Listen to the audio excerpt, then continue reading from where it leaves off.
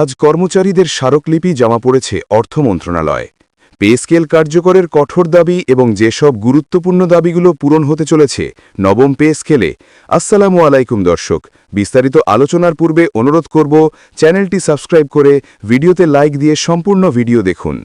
আজ কর্মচারীদের স্মারকলিপি জমা পড়েছে অর্থ মন্ত্রণালয়, যেখানে পে স্কেল দ্রুত কার্যকরের দাবিতে তীব্র অবস্থান জানিয়েছেন সরকারি কর্মকর্তা কর্মচারীরা।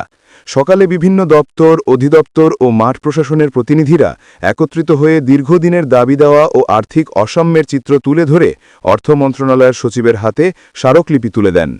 স্মারকলিপিতে জোরালোভাবে উল্লেখ করা হয়েছে 15 ডিসেম্বরের মধ্যেই নতুন পে স্কেলের প্রজ্ঞাপন প্রকাশ করতে হবে।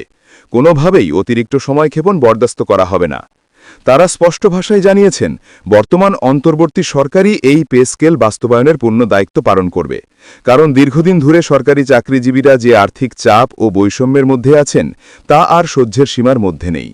স্মারকলিপিতে আরও দাবি জানানো হয়েছে যে নতুন পে স্কেলের সর্বনিম্ন বেতন 35,000 টাকা নির্ধারণ করতে হবে। পাশাপাশি বিদ্যমান গ্রেড সংখ্যা কমিয়ে 12টিতে নিয়ে আসা অপরিহার্য। শুধু তাই নয়, কর্মচারীরা জানিয়েছেন বিভিন্ন ভাতা, বিশেষ করে হাউস রেন্ট, মেডিকেল, কনভেন্স ও অন্যান্য গুরুত্বপূর্ণ সুবিধা সময়োপযোগী হারে বাড়াতে হবে। তাদের মতে, বাজার দর, দ্রব্যমূল্য ও দৈনন্দিন ব্যয়ের লাগামহীন ঊর্ধ্বগতির প্রেক্ষাপটে বর্তমান ভাতাগুলো সম্পূর্ণ অপ্রতুল হয়ে পড়েছে।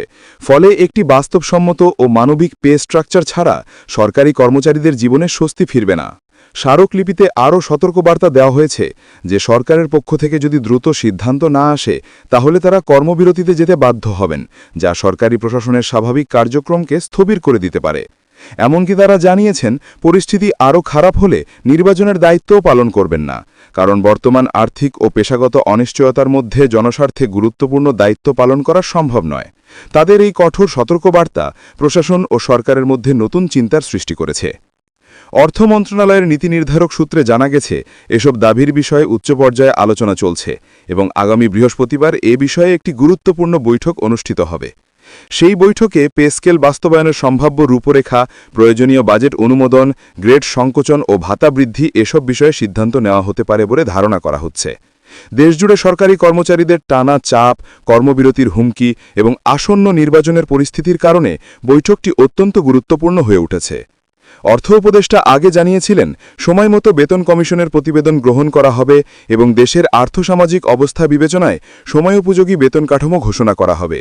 গত 12 নভেম্বর তিনি নতুন মন্তব্যে জানান, নতুন পে স্কেল ঘোষণা করবে আগামী নির্বাচিত সরকার। অন্তর্বর্তী সরকার শুধু কমিশনের প্রতিবেদন চূড়ান্ত করবে। এই মন্তব্যে সরকারি চাকরিজীবীদের মধ্যে ক্ষোভ ছড়িয়ে পড়ে। সার্বিকভাবে পরিস্থিতি এমন পর্যায়ে পৌঁছে যেখানে সরকারকে দ্রুত, সুস্পষ্ট এবং কার্যকর সিদ্ধান্ত নিতে হবে। কর্মচারীরা জানিয়েছেন, তাদের দাবি কোনো বিলাসিতা নয়, বরং বর্তমান বাস্তবতার সঙ্গে সামঞ্জস্য রেখে জীবন ও প্রশাসন চলন রাখার জন্য ন্যায্য দাবি। এখন দেখার বিষয়, আগামী দিনের বৈঠকগুলোতে এসব দাবি কতটা গুরুত্ব পায় এবং পে স্কেল বাস্তবায়নের দিকে সরকার কতটা দ্রুত এগিয়ে আসে।